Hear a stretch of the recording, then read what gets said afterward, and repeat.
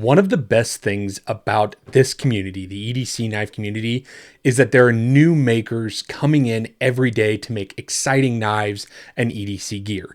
Today we're going to talk about one of those makers. My name is Brad, and welcome back to Screaminpirate EDC. So today we're talking about Jake McCoy. I call him a kid, but he's in his 20s, in his mid-20s, and he's cranking out some dope knives. I have the Disciple here from him, and we're going to talk about it today and what I really like about it and what I really like about Jake McCoy. So let's go ahead and head top down and take a closer look at these knives. All right, and we are top down with the Disciple. Now, before I talk more about this knife, I want to talk a little bit about the maker himself. So I met Jake McCoy a few years ago at Blade Show Atlanta when his dad, Jason, still used to work for Microtech, and Jake was still working under Edison at Shark Knife Co. So you might find some of these lines a little familiar and a little bit influenced by Shark Knife Co. But now everything is McCoy Bladeworks. It's all him. He's living in Georgia, and he is cranking these out. So when I say cranking them out, he started making these, I believe, last year in 2023, and this is already number 38. Now, this particular build is very interesting to me because not a lot of custom makers do knives and builds like this. So this is an S35 VN blade, and everything is titanium, but what makes it special, there are no markings. So there's no steel, there's no maker's mark, no nothing. And then he signed the inside here. I might be able to show it to you guys. It may not show. Oh, you can barely see it back in there. But really cool to see a user sterile build. I really do think it's interesting.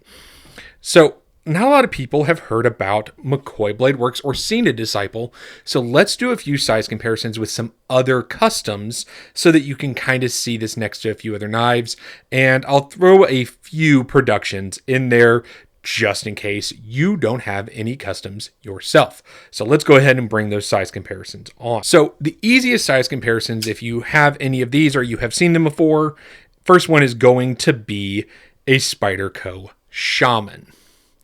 Little bit smaller than a Shaman, and the next one is going to be a Hinderer XM18. So there you go, very similar overall size to an XM18. So if you like the XM18 and you want a custom, there you go. Let's go ahead and pull those productions off and get into some customs.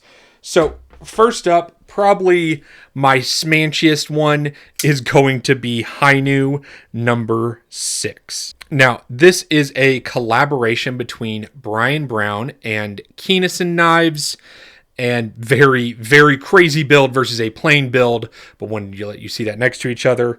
After that is another crazy one from my buddy Steve Dumkiss over at SDK. This is the Rain. So if you have a Rain, very similar overall size. And grab one more, and this is going to be the Maverick from Christensen Knife Work, from Matthew Christensen. Very similar overall size to the Maverick. And then finally, another, I'm going to say young maker, but in his 20s, is going to be Chase Boatwright. This is the Lavaca from Boatwright Bladeworks. Yes, it is significantly smaller, but wanted you to see these next to each other. So let's go ahead and tuck these other knives out of the way and talk about the Disciple a little bit more. So as far as just ergonomics, etc., I am really digging this. So large glove, just fit, really nice in hand. The stock here is not too thick, but it has a beautiful hollow grind that I'll try to show you guys. Just absolutely stellar, and the action is to die for.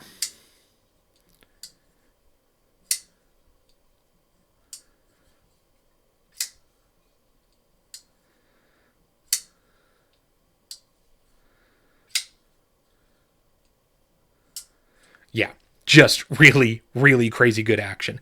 And one of the things that makes the action so good for me is you see how these studs sit up past the scales just a little bit, so they're really easy to come in and access with your thumb or to the reverse flick. Another nice touch that you see on a lot of custom knives, no screw holes on the clip. I really do like that.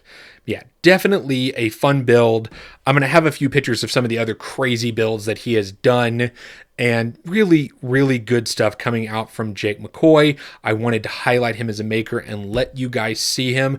Let me know what you think about the sterile build. Let me know what you think about some of the other designs from Jake McCoy or some of the other materials he has done. And hopefully I'll see you on the next one.